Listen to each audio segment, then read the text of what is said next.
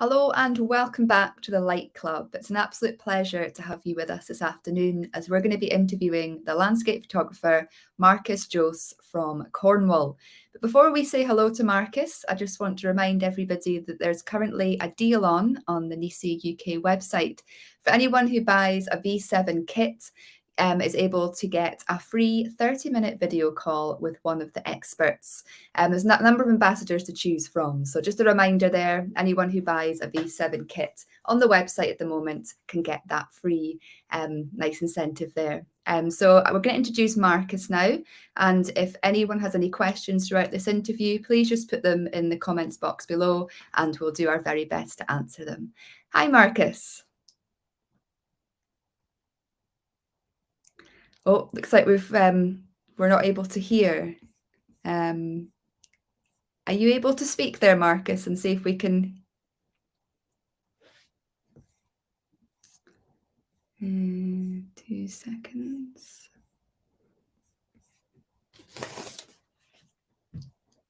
If anyone has any questions for Marcus in the meantime, while we sort out this issue here with him being able to hear us, that would be brilliant. As I said, Marcus is based in Cornwall, so if any of you have any questions about doing photography in Cornwall, potentially special locations to photograph or places to go, I'm sure Marcus will be able to answer that for us today. I'm sure you're all aware, but Cornwall is one of the most beautiful places here in the UK to do landscape photography. I've seen incredible photographs from various photographers over the years. And with Marcus being based in Cornwall itself, he's got all that beauty on its doorstep, which is incredible. And I'm really looking forward to sharing the images with you once we've got this audio situation sorted out. Hi, Marcus. Can you hear everything now?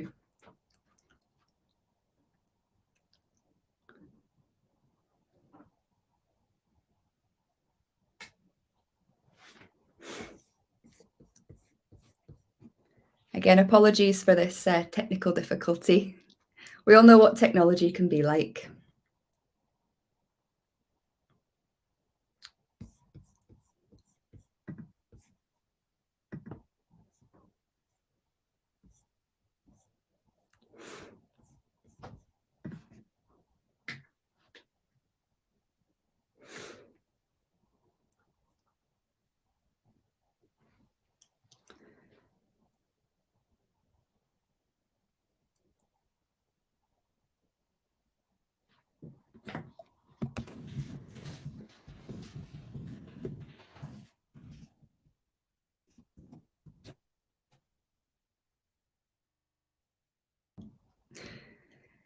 Again, sorry about this. We're trying our very best in the background to get this sorted. We've got somebody from NiSi trying to sort it out. So we'll hopefully get this interview underway soon. And your patience will be very, very much appreciated in the meantime.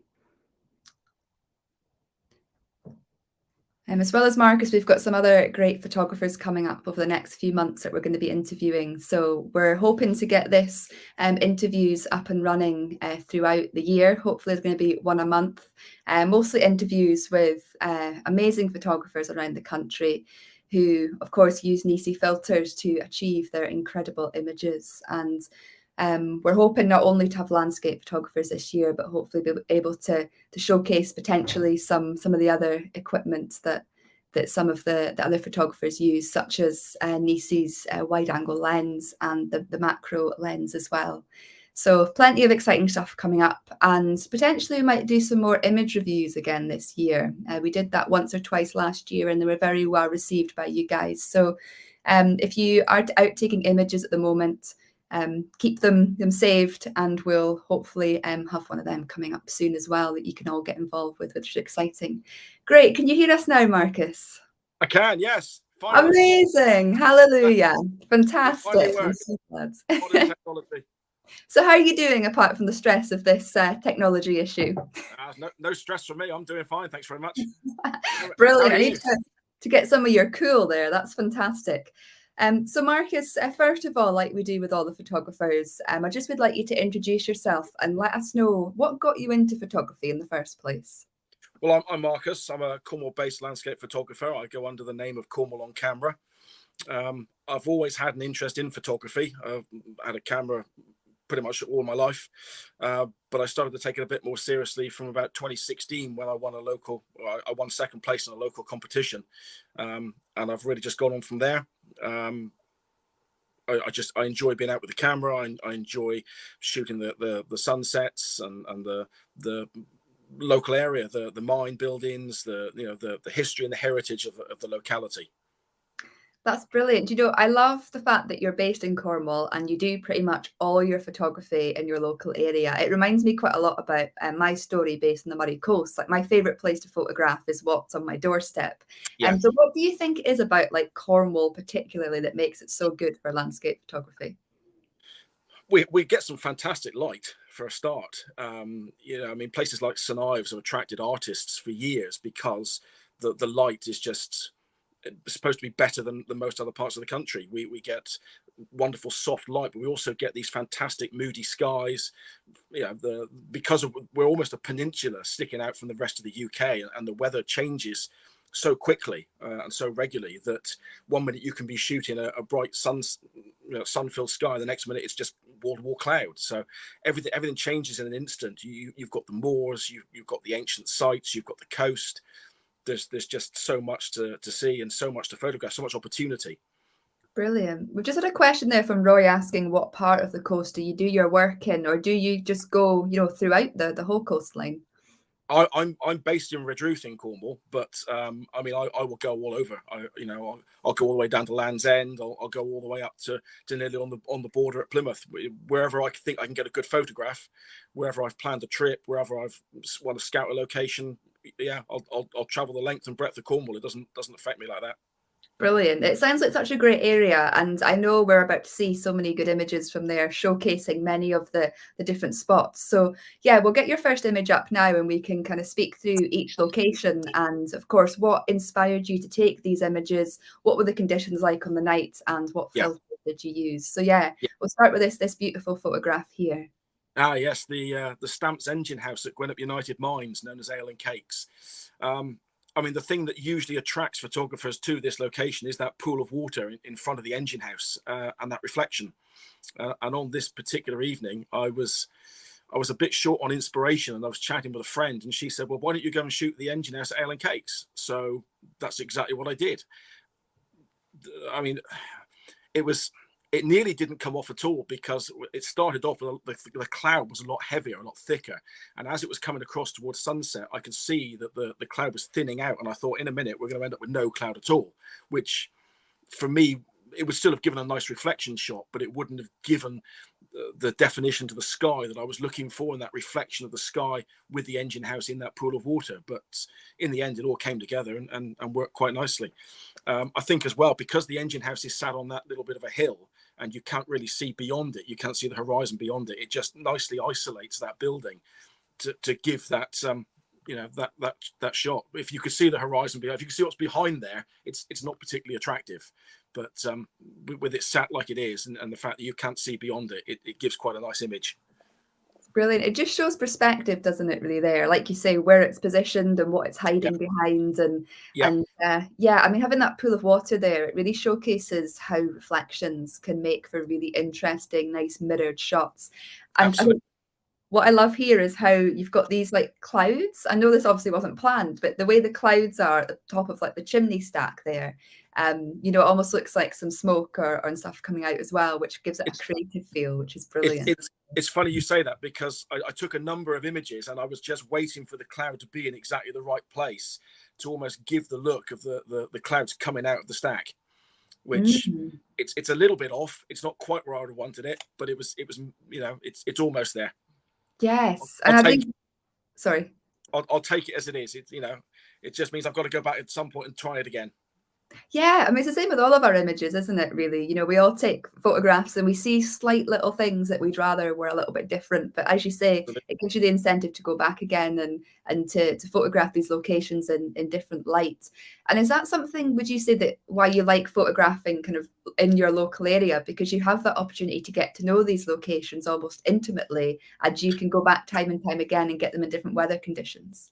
Yeah, you do. And as I said, the conditions around here change so regularly that, you know, you can be on site. Like I said, one minute it can look like this, and the next minute it's full of cloud, or the sky is cleared completely, or it's raining, or it's hailing, or it's, you know, whatever it's going to do.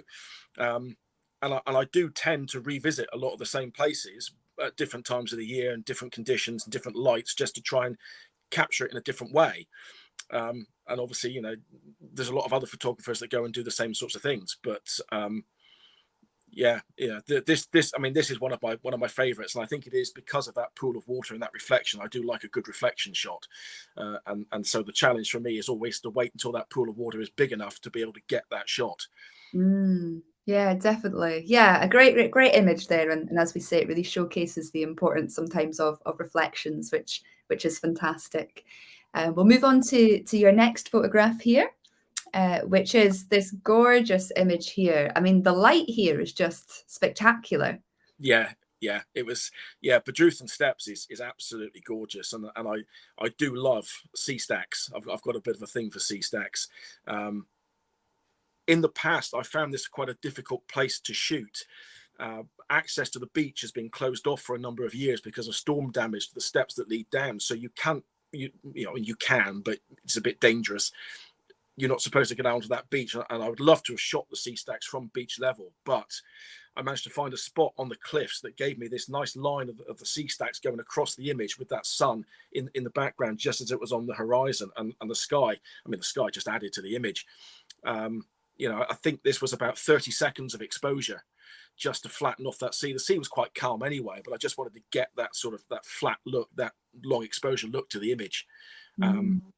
And yeah, it's an absolutely gorgeous place, and I've been there a number of times in different conditions, but I think this might be my favorite image from that spot so far. Yeah, it's nice to see the ND filter used there to make the sea this lovely, like you say, Yeah, silky smoothness there.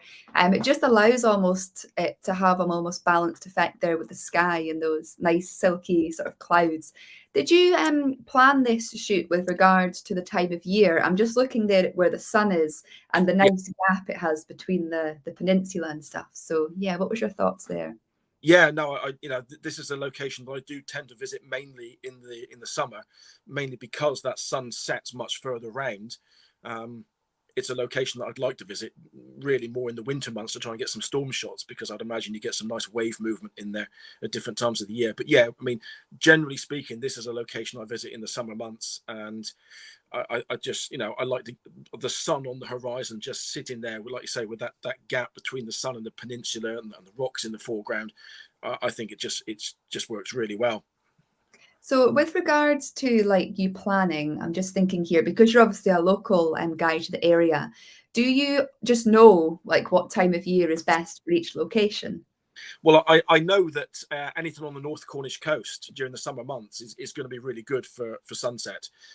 Anywhere along there, you know, Sennan, Cape Cornwall, Batalic Mine, right the way up through to, you know, like I said, Bedruthen Steps, and right the way through Cadreevy Lighthouse. It's just that coast is where you want to be in the summer months to shoot the sunset. And it's just really waiting for the clocks to change and for the sun to make its way round far enough so that you're getting the light that you want, when you want it, where you want it. Yeah, that's one of the beautiful things, isn't it, about photographing somewhere local, because you get you know what time of year is best for Yeah. different locations, which is fantastic. And we just had a question there from Joanna, who asks, where's the best place, you know, in Cornwall to photograph the sunrise? There's numerous places. I mean, St Michael's Mount is a great location. It's over on the other coast, so you get some great sunrise light over there. Porthcurno is a great location. Not one that I've managed to get yet, but it's definitely on the list to do. So anything on that sort of coast. I mean, you could probably get a good sunrise from somewhere like Newquay, because you're looking out towards that coast again. those would probably be my main location. St Michael's Mount, Porthcurno, and maybe up towards sort of Mevergizy, that kind of area. Charlestown. It's all on that coast. It's all the Lizard Peninsula is a great place as well for sunrise. Brilliant, brilliant. I'm sure that's going to help many people with planning their photo shoots down in Cornwall. And it's great to have a location where you've got the opportunity to do sunrise and sunsets. Because Yeah. on coastlines, you don't get that opportunity, do you? So No, that's right. fantastic. Brilliant. We'll move on to your next photograph now, which is this very stormy looking image here. Yes, this is an image of the Brysons at Cape Cornwall, which I managed to shoot between Christmas and New Year. This was a moment of pure luck. I'd been out for the afternoon, making my way down from St Ives towards Cape Cornwall. We'd had rain, hail, sleet, rainbows, all sorts of stuff going on. And then I got to Cape Cornwall, driving down towards Cape Cornwall, and I could see the cloud coming across and the light coming in from the side there, illuminating the sea mist around the Brysons. And to be honest, I fell out of the van with my camera gear and set up right there in the car park. There wasn't time to do anything else. So it was just being in the right place at the right time. And I love it. I think that's probably one of my favorite images from last year, to be honest. So was this taken with a telephoto lens?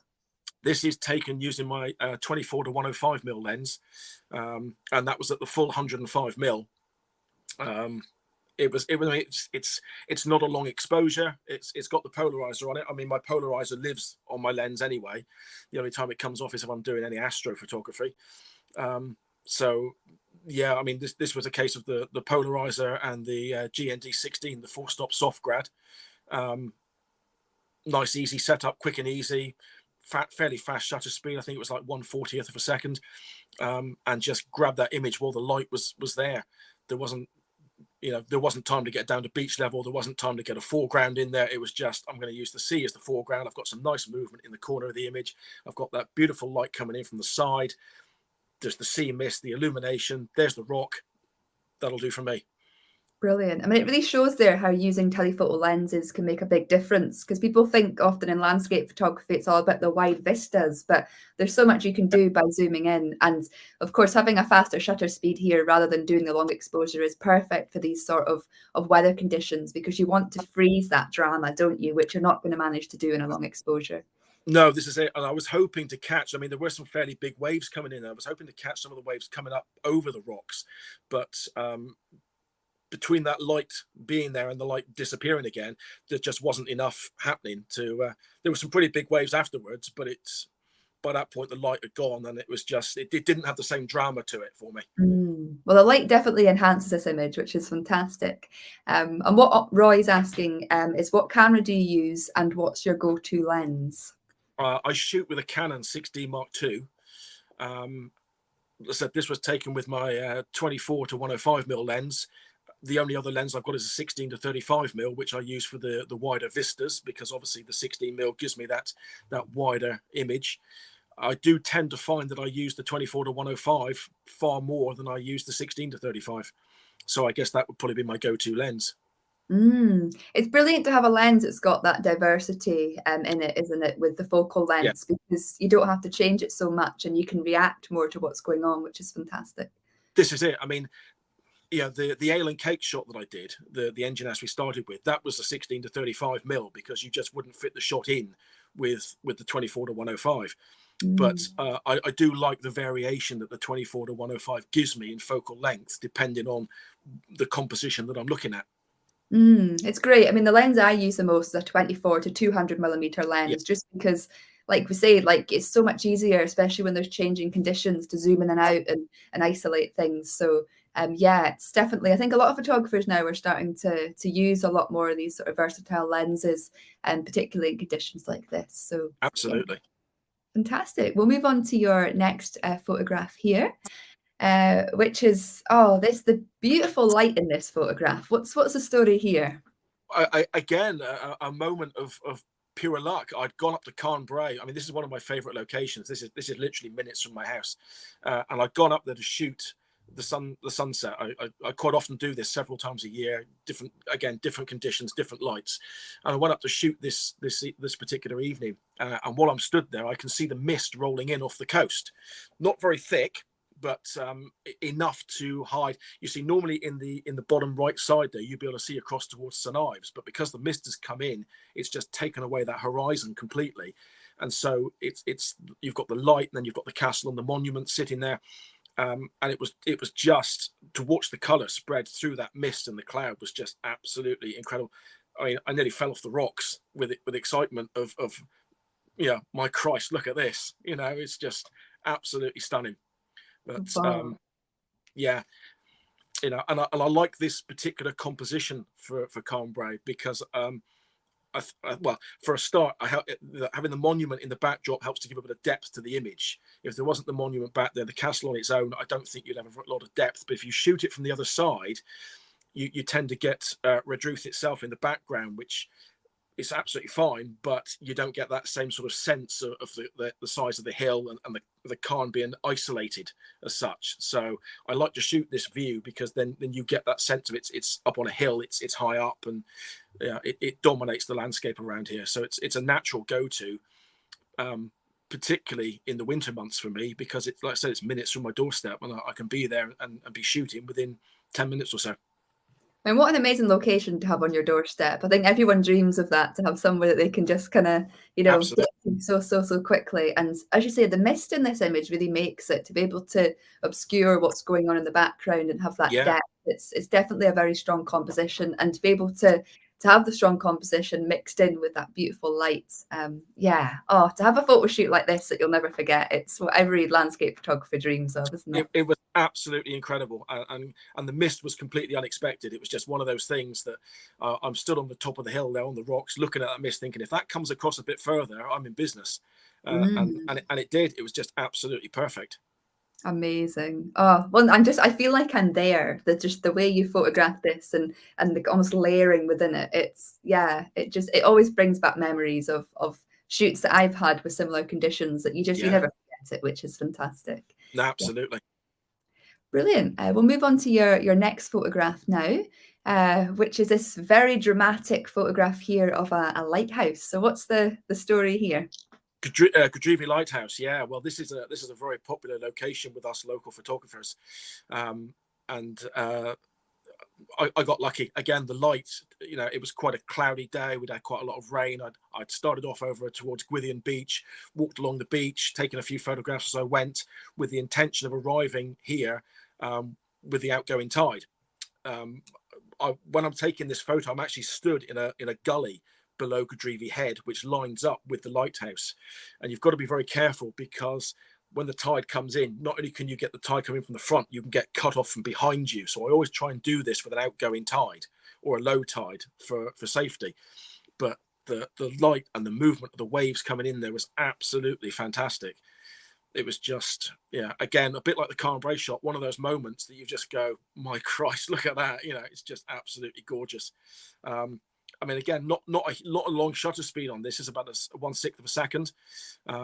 Again, with the soft grad, I tend to use the soft grad mainly because, as you've seen with most of my images, there's usually something sitting there on the horizon, and if I were to use a hard grad, you would get, you know, you would get that line, the difficulty in getting it just right. But the soft grad for me works beautifully every time. Mm. You know, and it's just, yeah, I mean, this is one of this is another of my favorite locations to go and shoot, and again, I will do this one numerous times a year, mainly sunsets, but this particular day with a nice moody light, it was just absolutely gorgeous. So was this photographed in like a cave? Um, It's a gully. It's a oh gully. yeah. So you've got two gullies side by side, parallel to each other, and the one slightly further out onto the left hand side lines up much better with the lighthouse. The one to the right will do it as well, but you tend not to get the degree of separation. You normally get a bit of overlap, and I do try and separate images out. Obviously, you've got that rock in the middle of the image there with the waves coming over, which you can't get away from it. But when you've got the waves coming over, it adds to the drama of the image. With the water running off it like it was.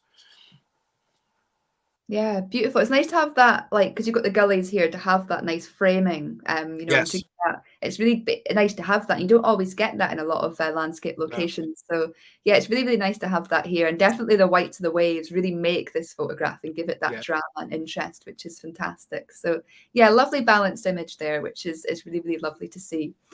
We'll move on to your next photograph here, which is this one here. So we've got something a little bit different now. We're away from the coast and we're in a nice woodland area. So yeah, what's Yeah. the story here?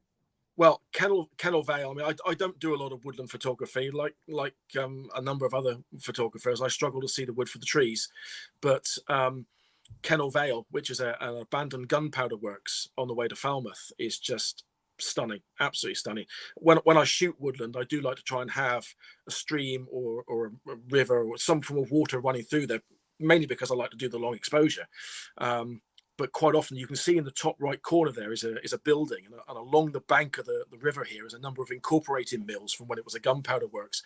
So normally the temptation is to try and shoot those with the river, but because the water level was quite low on this particular day, I was able to get into a position I wouldn't normally be able to stand, and with that light coming through the trees behind the bridge there, it was just it just made the shot for me. You've got the bridge there as a point of interest, you've got the water coming down through with a long exposure, but you've got that beautiful soft golden light just coming through those trees, and that just made the image for me completely. But it's Yeah. a beautiful bit of woodland. The light's stunning here. What time of day did you photograph this? I think this was early afternoon. Ah, I'm just thinking there, it's got, of course, this is around sort of autumn time, isn't it? So Yes, you've got it's a the shot. autumnness there. Yeah. Yeah, brilliant. I wasn't sure if it was maybe like an hour or two after sunrise or before sunset, we need a bit of golden light as well, but it must just be the intensity of the light coming through that golden trees. It's just lovely. Yeah, no, absolutely. Yeah, it would have been early afternoon because I would have to have been elsewhere later in the day, so I wouldn't have been able to be there to shoot it. So it would have been early afternoon. But it was just the light coming through the trees and the picking up that autumn color as it came through was again just absolutely beautiful. It's a great example there of how photographing during the day, you can still get amazing images. I think there's like this kind of conception in photography that you have to photograph around sunrise or sunset, but actually there's so many opportunities during the day. You've just got to go to the right location and photograph the right subjects. No, And that really shows that here. yeah, absolutely. And I think particularly in the autumn when you get that softer light anyway, because the sun isn't getting so high in the sky, and the light diffusing coming through the trees, just it softens the image. It just for me it's just it's all about the light anyway. But I mean this is just one of those moments where I couldn't resist, and because I could get lower into the water where I wouldn't normally get when that river is at full flow, you wouldn't be able to stand where I was standing. So Mm. it's one of those moments where you get something different because of the other conditions around it as well. But yeah, it's all about that light was just beautiful. Oh, I love working with water because, like you say, things are always changing. Things are Yeah, coming up and down, the tide's coming in and out, whatever it may be, and it just, it gives you a blank canvas almost every day, doesn't it? Which is fantastic. So absolutely. And also using different lengths, different shutter speeds. I mean, this particular one is about half a second, but you could go for a lot longer exposure on that if you wanted to. Well, provided that there's no wind blowing and the trees are all stationary. But you could go for any length of shutter speed on that. You could go for a sixth of a second, half a second, 30 seconds, and the image would still look stunning because of that Mm. light and that color. Definitely. Yeah, this image brings a lot of things together, which is just, yeah, fantastic. Great. We'll move on to your next photograph now, which is, oh, you just captured this wave and the colors beautifully. What's the story here?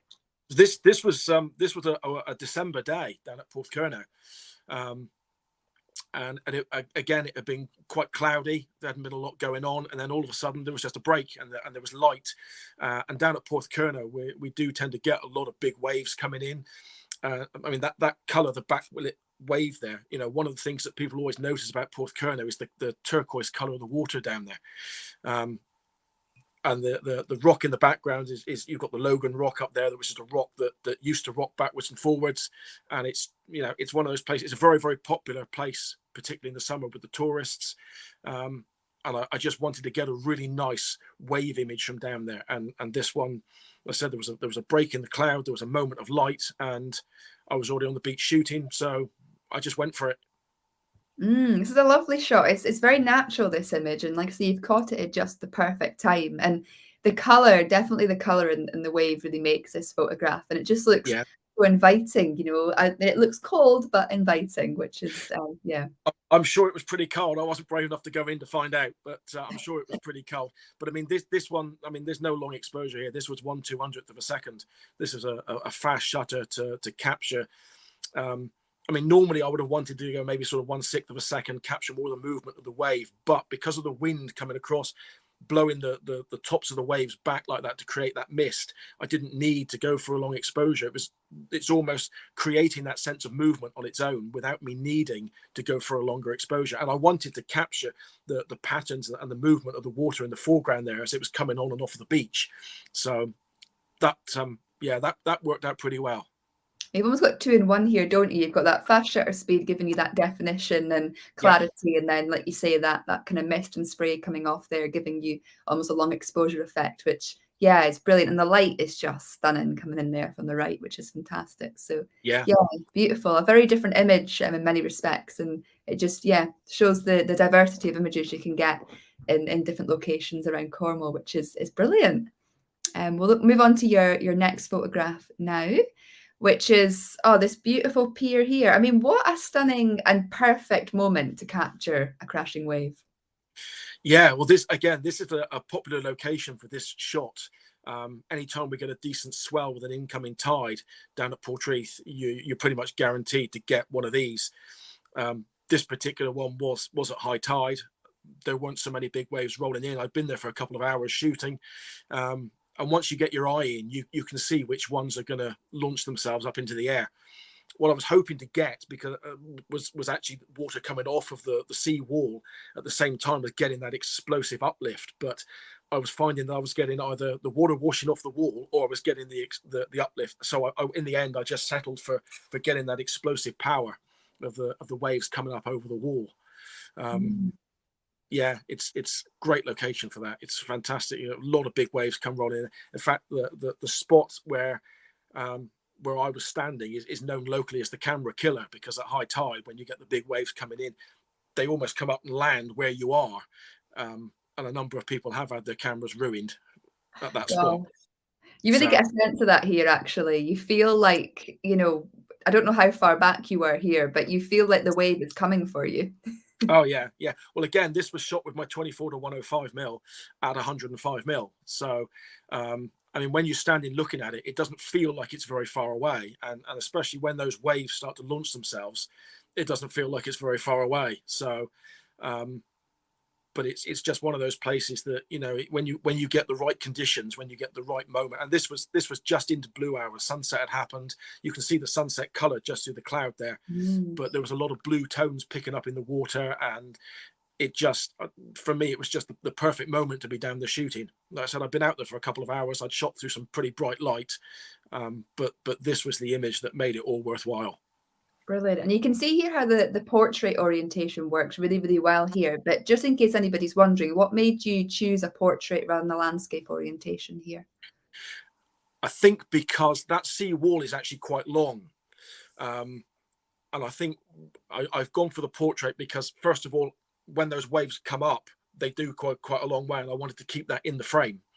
And also, I wanted to keep the attention on the action that was happening there and not have any distractions to the side, to the right hand side, because this is the entrance to the harbour. To the right hand side is the cliff wall coming in along, and then further out to the left hand side, you've got Gull Rock, which is an isolated rock out on its own, and any of those things in the image could be a distraction, particularly with the sunset light a bit further across. So for me, it's about keeping the attention on what's happening with that little hut and the movement of the water and the waves, and not having the distractions either side of that. Okay. Yeah, that makes loads of sense there. And it allows you perfectly to isolate that pier and the action Yes. that's going on there without the distractions. So yeah, brilliant. Joanna was asking that Cornwall tends to be a very, very busy place. So how do you cope with there being so many people around when you're out doing your landscape shots? You just have to wait. You have to be patient and wait for people to get out of the way. It's a simple. You sit there and mutter and curse under your breath, wishing they'd moved slightly to the left or slightly to the right, but it's just about, it's the same as anything with photography. It's about patience. It's just, you've got that little bit of patience, and the moment will come when, if there is someone stood in the way, they'll move out of the way eventually. You've just got to be patient and wait for it and hope that the light is still there when they do. I think that's one of the things I love about summer photography. I know a lot of landscape photographers hate the summer, but I love the fact that you can get out before anybody else is up and stay out really late at night when there's nobody or just one or two people around, and then you've got the location completely to yourself. I mean, you don't always get the same dramatic light in the summer months, but you get that peace and quiet in those moments to yourself, which is brilliant. So this is it, and with the bit of local knowledge as well, I can usually find places where there aren't too many people about. Yeah, and that's true, isn't it? Like most locations, there's like one or two spots where everyone kind of congregates, isn't there? And then if you just go a little bit off the beaten path, you find those quieter areas. So yeah, brilliant advice there. We'll move on to your next photograph now, which is this image here. You've got a long exposure here. So what's your thoughts in this one? Okay, well, this is I've used the 10 stop ND on this one to go for a nice long exposure. This again was I'd actually gone to scout the location. It wasn't looking like there was going to be any kind of sunset at all. It was all very thick, heavy cloud. But I took the camera with me anyway. I was going to take a couple of test shots just to work on the composition to see what I was happy with. And then the light started to develop and you could see it spread through the cloud. And I thought the sea was already quite flat. The cloud was actually moving in towards me. And I thought this is just perfect for a nice long exposure. So this image is a 75-second exposure using the 10 stop ND and the 4 stop soft with the polarizer on there to take some of the glare off of the water. As with most of the photographers, I use the NiSi app for timing the length of the exposure. And yeah, it was just these two. There's actually a third stack to the right of these, but it's very difficult to get that in as well, and it makes the image quite unbalanced. But I just wanted to go for a very long exposure on this one to flatten everything off, capture the patterns of the movement of what movement there was in the water, but also I wanted to catch the movement of that cloud coming towards you. So you haven't got the waves coming in this shot, but you feel like the clouds are coming. Yeah, you can really feel that, can't you? So the clouds are like dragging through the scene, and with that gorgeous pinks and purples going through them as well. It's really nice. I mean, these rocks are very interesting shapes, and the one on the left almost looks like a hat, and then you've got that over the top of it, which is just beautiful. Really, really beautiful. One thing this image really showcases is how when you've got some rocks under the sea and you do a long exposure, how you end up with these beautiful lines and everything as well, which just gives the image something extra. One thing I was thinking when I look at your photographs is you don't tend to maybe put a lot of clarity in your images, not clarity, sorry, and contrast. So when you edit your photographs, like what's your kind of process there?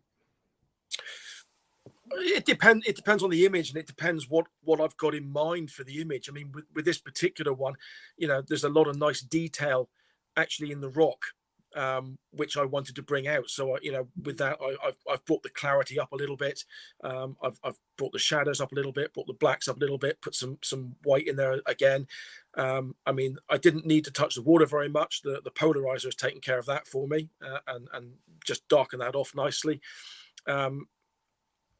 For me, I want to try and give people as much detail as possible with an image. I want, different people will see different things in an image, and I want to give people the opportunity to see as much as possible in the images that they can take something away from. So, for me, it's trying to make, I'd like to try and make an image look as almost as if you're standing there. I want you to feel like you're standing there looking at it for yourself. I think that's important. And trying to give that clarity to the image and leaving that detail in there for people to be able to see. Brilliant. I also think it's really good when a photographer is very clear on what their kind of vision is with their images. And like you say, with you, it's about people kind of seeing as much of the image and as much of the scene as they can. Yeah. So that obviously really determines how your editing style comes across, which is, really interesting to hear.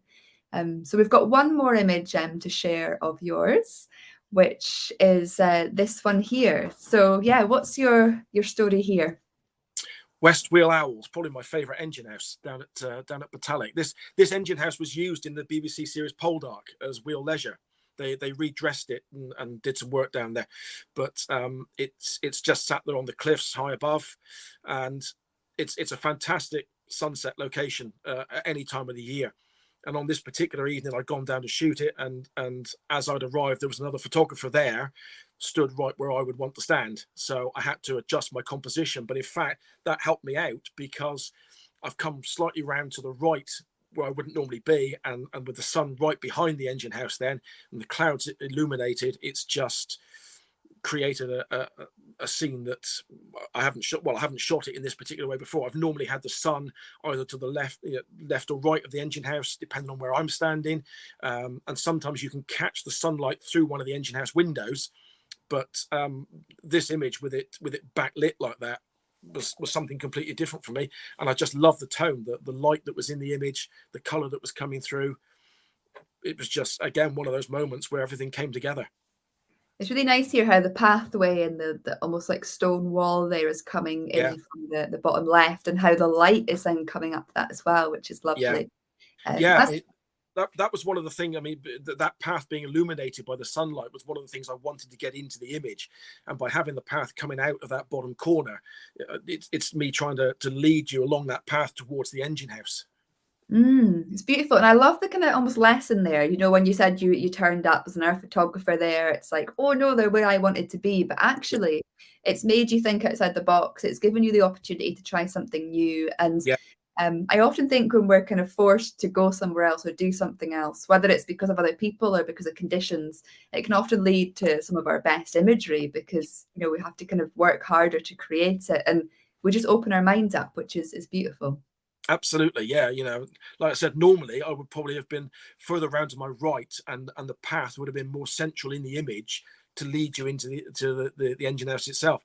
But on this occasion, by coming round to my left a little bit further, it's just allowed me to do something a little bit different with it, change the angle of the path, and in the backdrop there, you've got the other engine house of Wheel Edward, which, because the engine house is sat on the cliff where it is, and there's only the sea behind it, it doesn't give you a lot of depth to the image. But by having the other engine house over to the side, it just adds a bit of context to the landscape there, and shows you that there is actually something beyond.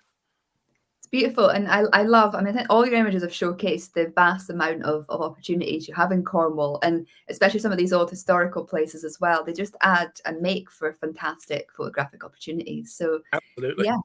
Brilliant. Before we sign off, have you got any last final tips or advice or suggestions of anyone that is interested in coming to Cornwall to do photography for themselves? Yeah, if you're going to go out on the coast anywhere, if you're on the beach, watch the tide times. Make sure you don't get cut off. You know, we get that happens numerous times a year, particularly in the summer. Be very aware of that. From the point of view of actual photography, use the best light that you can. Take a look at the location beforehand if you can.